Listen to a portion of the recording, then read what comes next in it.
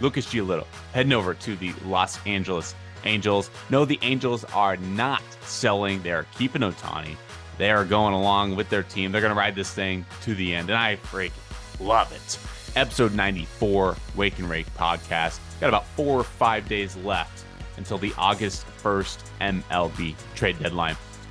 We talked on the last episode about how excited we were about some big names potentially being included in this year's trade deadline.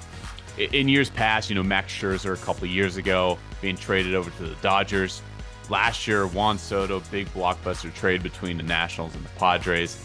And in this year, there were potentially some big names going to be involved, like Ohtani, obviously. Ohtani's the biggest name in baseball today, and he has his impending free agency this coming off season. And the Angels found themselves in 4th place in the division. They were seemingly out of a wild card spot just 2 weeks ago. Well, now, all of a sudden, things have changed. Things happen fast in Major League Baseball. And now the Angels are buying. And I freaking love it, man. Like, the Angels, you have 2 of the best players of this generation, Ohtani and Trout. You put that together with a solid core behind them with guys like Renfroe, and you bring up Zach Neto, who's been balling, and then you have Moustakas, who's been hitting. He's been a nice acquisition since they got him midseason. And they have a decent rotation with Sandoval. Reed Detmers is making strides. Griffin Canning. The bullpen's been a little shaky. But that's something you could kind of shore up at the trade deadline. So the Angels now acquire Lucas Giolito to add to that already pretty solid rotation. So now you're going to have a rotation for the Angels that includes Shohei Ohtani, Lucas Giolito, Reed Detmers, Patrick Sandoval, and a Griffin Canning. It's a pretty solid top 5 right there for the Angels. And I don't think the Angels are done. If the Angels are indeed going to go down with their ship or up with their ship, obviously they're going for it, and they're 4 games out of a wild card spot now. Maybe they just continue to ride these hot waves, man. And I love what Paramedian and that Angels front office is doing. You have Trout, you have Ohtani, you have this core. Go for it, man. Go for it. Nobody knows what the future holds. Nothing is guaranteed. Ohtani doesn't know where he's going in the offseason. The Angels don't know where he's going in the offseason. We have no idea what's happening with Trout in his career and the injuries he's suffered. We have no idea what's going to happen in the future. The only thing guaranteed for the Angels is that you're going to have Ohtani under team control for another couple months.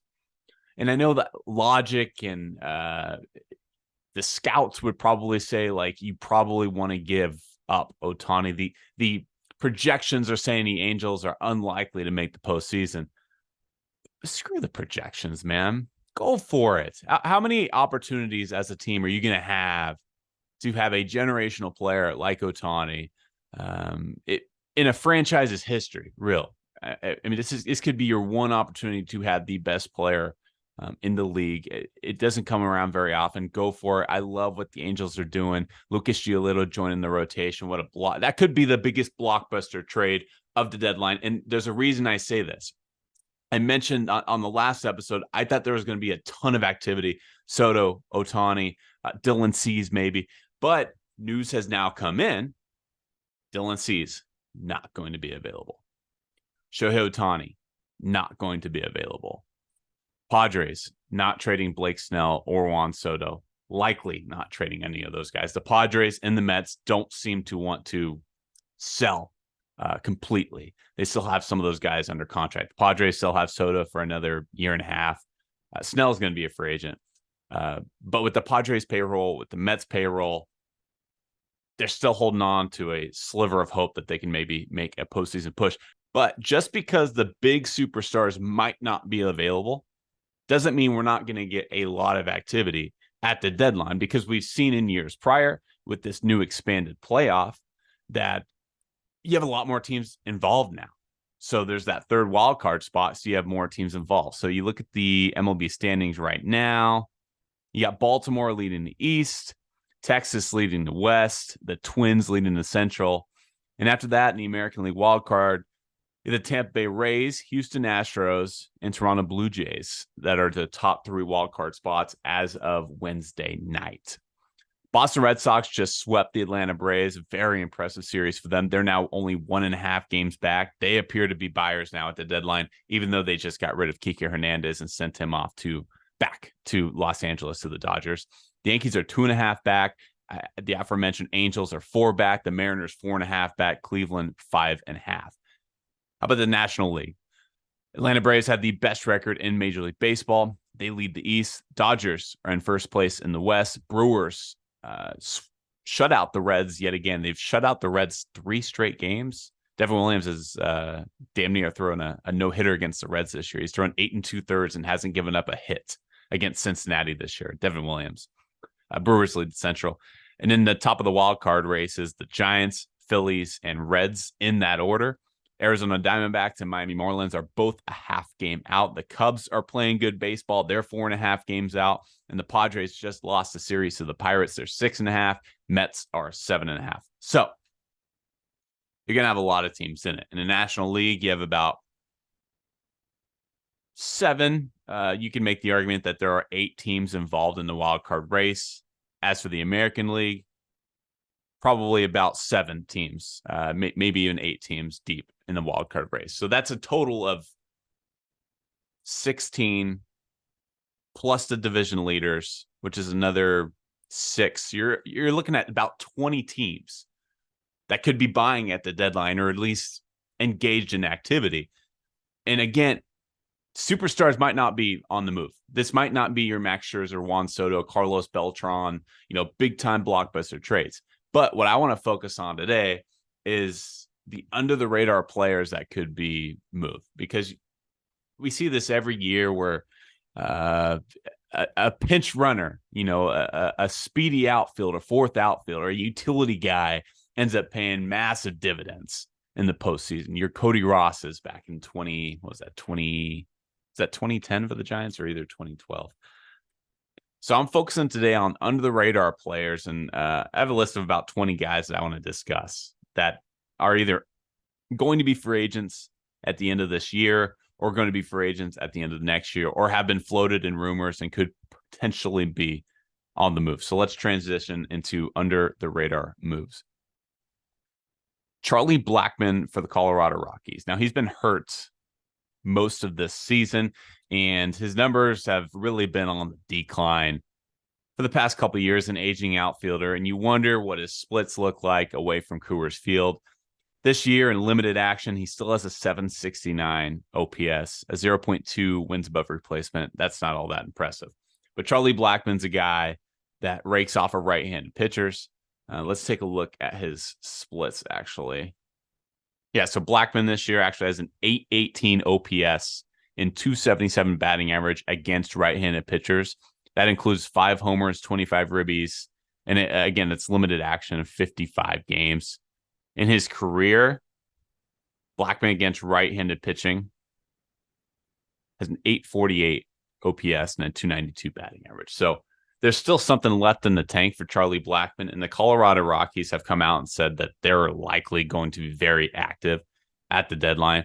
Their bullpen, especially in Colorado. I said this before the year. Colorado strangely had a pretty decent bullpen coming into this year. A lot of those guys are on either 1-2 year deals or are coming up at the expiration date of their contracts, and the Rockies are in place to make a lot of moves. Maybe Charlie Blackmon is that veteran 4th outfielder that you want on a squad, could serve as like I said, a 4th outfielder, pinch hitter, not great defensively, but could provide a boost offensively for a team. Zach Greinke is another veteran that you just want on your squad, a guy that has loads of postseason experience. Another guy whose numbers are down, of course, like his velocity's down, but he's still a strike thrower. He's a guy that can mix up timing. He's a guy that has a 1-10 record, but just not good, a 5.40 ERA. You wonder if his FIP would be better, or his ERA would be better. When you look at his FIP, it deems that his ERA should be a little bit lower, high 4s, whereas his ERA is actually mid 5s. So with a little bit better defense, better team, no offense, Kansas City, maybe Zach Greinke could fare better. A guy that could potentially serve as a bridge bullpen arm for a postseason squad. Thinking maybe the Dodgers could certainly use that. A team that's been really hit hard by injuries, pitching wise. From a veteran starter to a veteran catcher, Omar Narvaez. Narvaez has been delegated or relegated to a backup role with the New York Mets this year, once they called up one of their top prospects and Francisco Alvarez, who's been an absolute stud, by the way, out in Queens. The Mets have had a pretty atrocious season. One sliver of light is what Alvarez has been doing, the energy he's been bringing, man. He's had a really strong rookie campaign. Everybody's been talking about the Elly De La Cruz, Corbin Carrolls for National League Rookie of the Year. Even Bobby Miller got thrown in there at one point. But Francisco Alvarez, man, he's a real deal. But the point of this subject, Omar Narvaez, injured most of the season. And then once Alvarez came up, like I said, Narvaez got kicked to a reserve role. 45 at-bats this year. So, again, limited action. But a year ago, he put up a 1.1 wins above replacement. 2 years ago in 2021, he had a 2.8 output wins above replacement. His framing numbers have always been above average to average. Everybody's looking for a veteran catcher to handle a staff mid-season. Houston Astros have known to do that last year with like Christian Vasquez. Omar Narvaez would certainly fit that. And a guy that was an all-star 3-4 years ago, a guy that has some pop, hit 21 homers in that all-star campaign when he was with Seattle. So Omar Narvaez could be an option for a backup catcher role. The Oakland A's have a plethora of pieces that they could get rid of. It's just a matter of what the value and what the appetite is for a lot of these players. Like Brent Rooker, for example. Ramon Laureano, the A's would love to ship him off as well. But he hasn't been the same player that he was when back in the A's golden age back in 21, 20, 19. You wonder if they want to get rid of like Shane Peterson and Aledmys Diaz. And the problem is that just nobody in Oakland is playing all that well. Seth Brown was injured earlier this year. He was a potential candidate. Paul Blackburn in the starting rotation. The A's have a lot of different pieces. Maybe the most established one that they're going to be able to get rid of is a Trevor May. Trevor May's been their closer this year. His velocity on his fastball is up near his career average at 95 miles an hour. So the velocity is still there. The breaking stuff has been good. Against right-handed batters this year, he's been phenomenal. 185 batting average against right-handed batters this year for Trevor May. One thing that does concern me with Trevor May is you think, okay, he plays for Oakland. His defense probably isn't that great behind him. His 4.73 ERA probably isn't actually a depiction of how his season has gone. You look at his fielding independent pitching, which takes into account defense. It's at 6.43 this year. So that's a bit concerning. So velocity is good. Breaking stuff is good. The ERA is decent. Opponent batting average, especially, though, against right-handed batters, that's the limelight here. So a team such as the Philadelphia Phillies, Atlanta Braves, hello, Trevor May be available.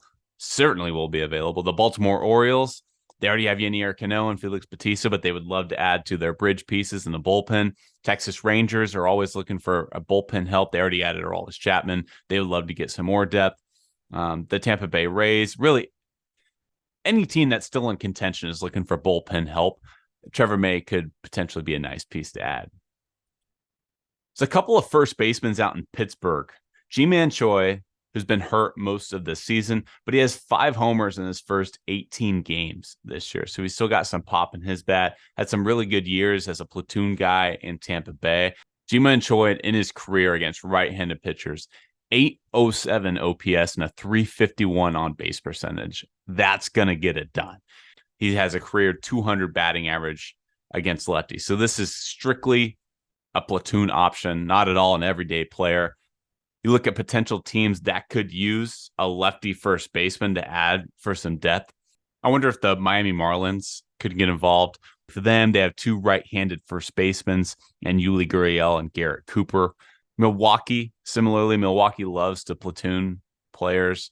I wonder if Houston or Minnesota could get involved here too. Houston obviously has Jose Abreu as their starting first baseman, but last year they had Yuli Gurriel already, but they added Trey Mancini, who was a first baseman, and tried to add a little bit more pop there. Maybe Jima and Choi could give Jose Abreu a little bit of relief against right-handed pitching. And I mentioned Minnesota. Minnesota has struggled offensively all season long. Their strikeout numbers are through the roof. They really have had zero consistency within their lineup. Maybe Jima and Choi could be an option for them. I mentioned how Colorado has a laundry list of bullpen arms that are going to be available. Brent Suter might be having his best season as a big leaguer, and that's despite his velocity being one of the lowest in baseball and being one of the lowest of his entire career. Brent Suter this year has a 2.62 earned run average, and that's, by the way, despite having a home field of Coors Field. He's actually a reverse splits guy, too. Against right-handed batters this year, opponents are hitting just 196 against Brent Suter. Brent Suter's averaging 90, or excuse me, not even 90. Brent Suter's averaging about 87 miles per hour on his fastball. He doesn't throw anything straight, mostly cutters, two-seam movement. He really prides his entire arsenal on just powering his way on the inner half against right-handed batters. He does not allow right-handed batters to get extended. And that's hard to do when you only throw 87, 88 miles per hour consistently. But Brent Suter is a guy that can spot up with the best of them. He can locate with some of the best. He's like a lefty Greg Maddux out of the bullpen these days, kind of, if you will. No disrespect to Greg Maddux, but Brent Suter could be a really nice option for a team looking for a left-handed relief pitcher. Baltimore, certainly, they're more right-handed dominant in their bullpen with Cano and Batista. Suter would be a great fit for them. The Minnesota Twins already made a move for a reliever on their end. They're a little bit more right-hand dominant with Floro. They just acquired Dylan Floro from Miami in exchange for Jorge Lopez, their closer, and John Duran. He's a righty, so maybe he could be a fit for Minnesota. I wonder if the Astros could use a lefty. What's their depth chart looking like? So obviously they got Presley in the back end. They got Hector Neris. And they have like Framber Valdez in the starting rotation. But yeah, this is interesting. So this was actually a trend last year, too, or I remember this being a conversation point last year, is that the Houston Astros didn't have much left-handed power, really, or many left-handed options in the bullpen. They were facing Bryce Harper in the World Series, and there was a question of how the Astros were going to be able to handle Bryce Harper because they didn't have any left-handed relief arms. Similarly, this year, they have one left-handed pitcher in their bullpen, Parker Mushniski. All right, Parker. Never heard of you, my guy, but congrats on being the only lefty in the Astros bullpen. That would be a great fit. Brent Suter in Houston. I would certainly give them a left-hand option. Chris Stratton's been a good reliever, a solid reliever for a few years now. Did not pan out as a starter. Was one of the higher prospects with San Francisco when he first was coming up. Was part of some bigger trades, LA, Pittsburgh. And then once he got over to Pittsburgh, he became a relief pitcher full-time. And this year, another reverse splits guy, Chris Stratton. Left-handed batters this year are hitting 193 against Chris Stratton. He has allowed 0 home runs to left-handed batters this year in that St. Louis Cardinals bullpen. The Angels could use some bullpen help. I wonder if Chris Stratton could be an option for them. Obviously, they have Estevez, their all-star, as their closer. But then they have Matt Moore and Loop, lefties in the bullpen. Certainly, Chris Stratton could be an option for a team like the Angels that are now buyers. Now, a lot of teams are always looking for some outfield help, right? Some fourth outfielder, maybe a platoon guy, maybe a guy that can pinch hit in certain spots. Maybe they need a lefty. The Washington Nationals have a couple options potentially, and Corey Dickerson and Dominic Smith. Dominic Smith has shown 0 power at the dish, 5 home runs, 97 games. His splits aren't all that spectacular, so he's not like this major platoon guy. He's not a G-Man Choi necessarily. But he's a guy that has a career 251 batting average, on-base percentage up over 300. He has an OPS throughout his career up over 720. So it could be a formidable option, a formidable bench piece if somebody's looking for some depth at the first base position. And then Corey Dickerson. Dickerson's been shipped off like left and right, like seemingly every single trade deadline. Let's see, Colorado, he spent a few years at. Then he went to Tampa, shipped off to Pittsburgh, Philadelphia, Miami, and most recently Toronto in 2021, St. Louis in 2022, and the Nationals in 2023. Corey Dickerson's going to be I think he could have the rainbow jersey swap here because he's been with, let's see, 8 different teams in just about a 10-year career for Corey Dickerson. So expect Corey Dickerson to be moved if history repeats itself. Chasen Shreve is a left-handed reliever for the Detroit Tigers. You might remember him from his days with the New York Yankees. Does not have spectacular stuff, mostly low to mid-90s fastball. But again, a lot of teams are looking to place certain roles upon players. Maybe you're looking for a lefty-on-lefty matchup. Chasen Shreve against left-handed batters this season. Opponents have a .290 on-base percentage.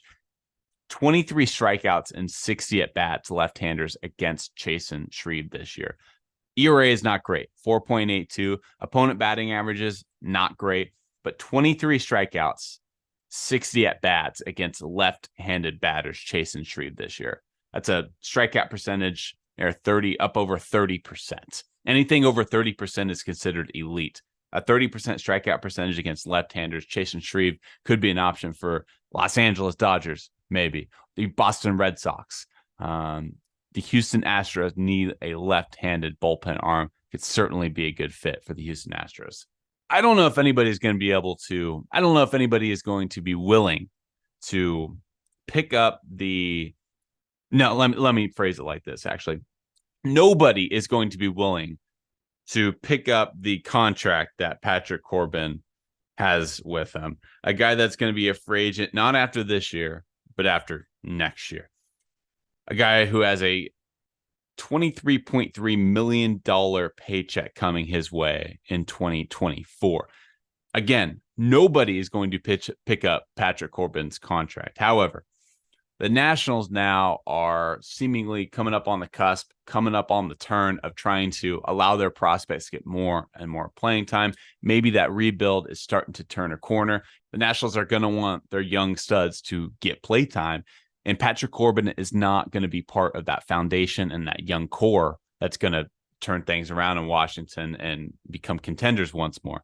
So Washington may want to eat the contract of Patrick Corbin and just shed a little bit of money. Maybe another team pays the veteran minimum and you get a prospect in return for Patrick Corbin. And here's the interesting. So this is less about money because either way, Patrick Corbin is going to get $23 million from the Washington Nationals. Now, the Washington Nationals could say, look, maybe we pay him $20 million, we ship him off, and we get some prospects in return. And now we're not paying him $23 million next year. We're only paying $20, and then we get some prospects in return. It's a win-win for the Nationals, and it allows your young guys to get more innings and see them develop as the season moves on. And here's another interesting note about Patrick Corbin, because you're thinking, well, Patrick Corbin is not the starting pitcher that he once was. What team is going to want to acquire a starting pitcher with that many innings under his belt and a guy with a 5.01 ERA on the season? Patrick Corbin, when he was in the bullpen for the Washington Nationals, after those first couple outings, was really solid. So that this is the 2019 postseason when the Nationals hoisted the trophy against the Dodgers coming out of the bullpen. His first outing, atrocious, 0.2 innings, 6 earned, was unable to get out of the 6th inning. And then they tried it again.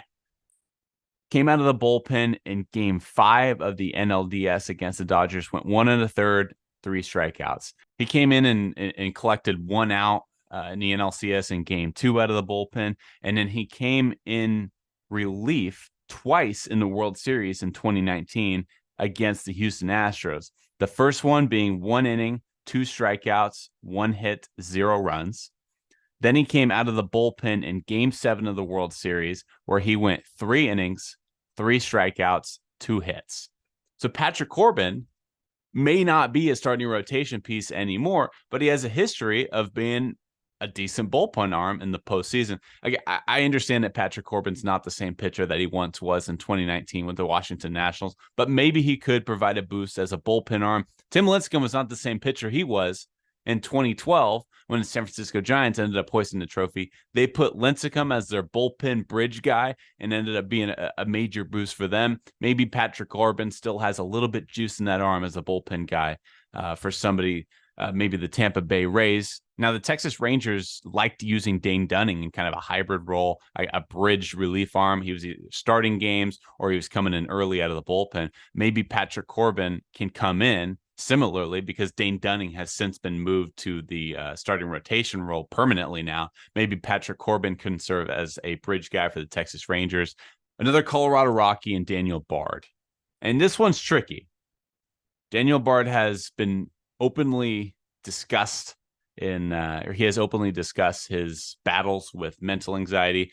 Middlebrooks on this pod, my co-host, was teammates with him, and he's been on record saying that Daniel Bard is one of the toughest teammates he's ever been exposed to and played with.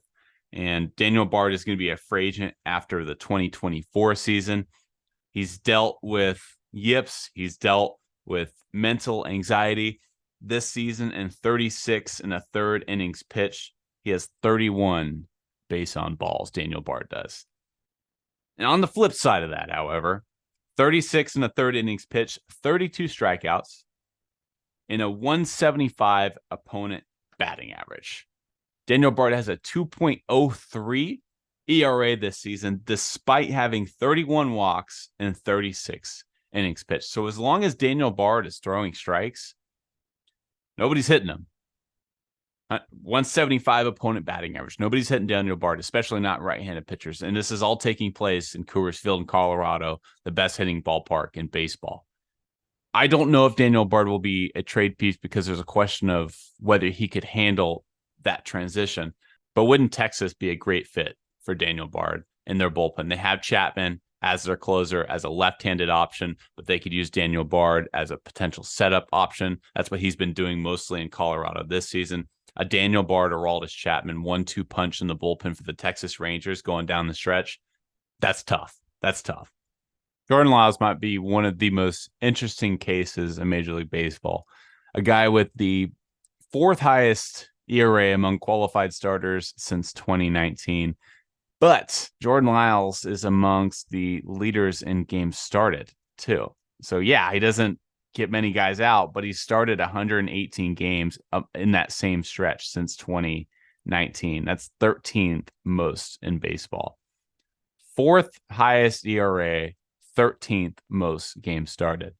So clearly there's a desire and a value for a Jordan Lyles, a guy that doesn't have strikeout stuff. In fact, there have been 763 pitchers who have started 200 or more games in Major League Baseball history. Only one of those 763 pitchers have a negative wins above replacement output. That is Jordan Lyles. Negative 2.1 career wins above replacement for Jordan Lyles. But this is the guy you want. Thursday afternoon game when your bullpen's depleted. Jordan Lyles will likely be traded. He's on the Kansas City Royals right now. Royals are looking to unload. Maybe they get a prospect. Maybe they get a mid to low, range prospect for Jordan Lyles. That's probably best case scenario for the Kansas City Royals. It's either that or they're paying Jordan Lyles for another year next year. More Washington Nationals. Trevor Williams.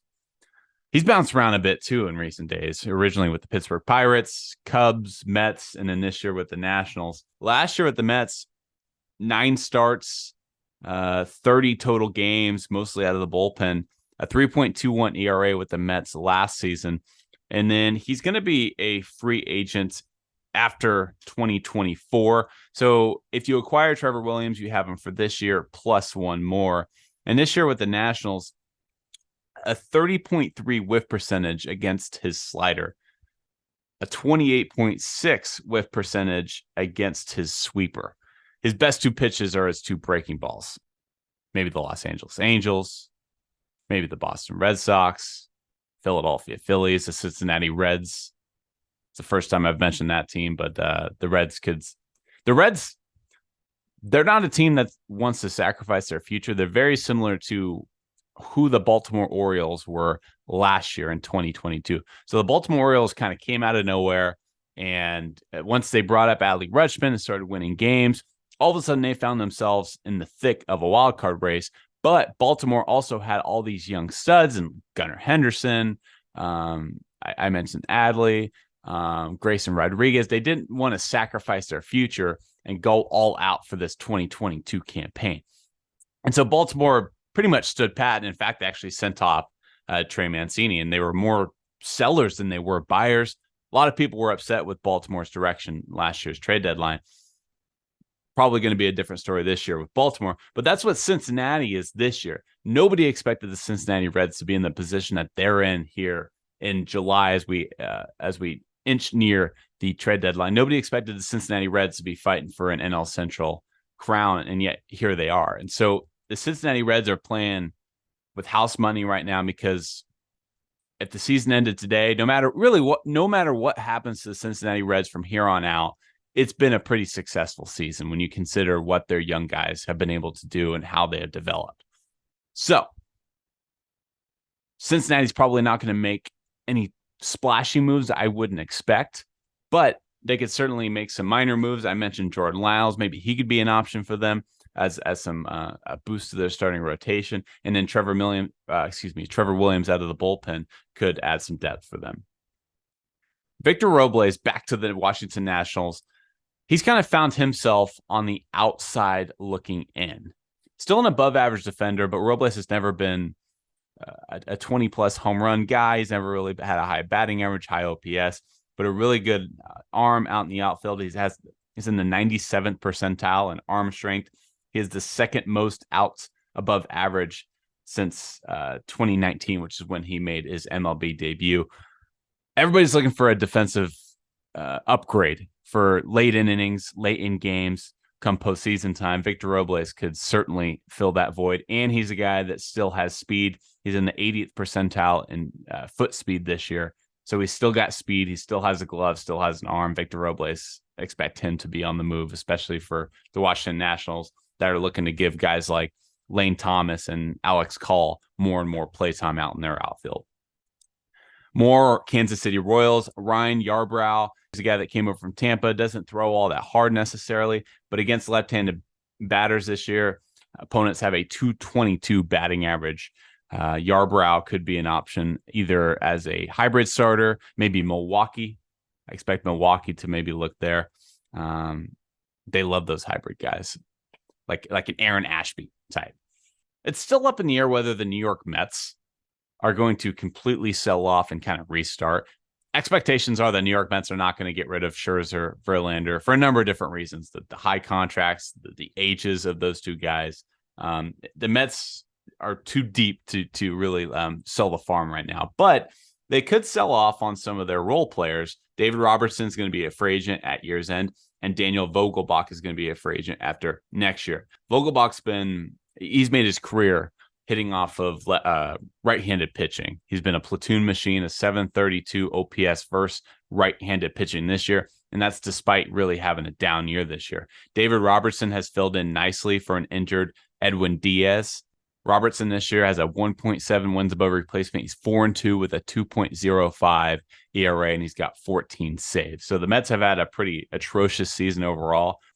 David Robertson, probably their most valuable piece at the deadline when you consider they're not going to move off of Scherzer, Verlander, or any of their big-time names out in Queens.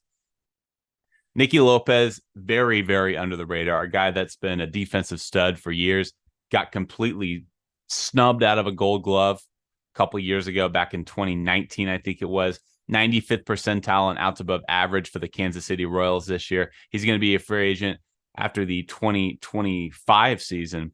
But another guy that's kind of outside looking in on the infield. Obviously, they have Bobby Witt Jr. at the shortstop position for them. They've had guys like Michael Massey, Maikel Garcia, and Nicky Lopez has more so been like a utility, good defensive utility player Does not hit for power whatsoever. 0 home runs this year in 65 games, but a guy that can play all around the infield and could be a really nice defensive replacement, defensive substitution late in games.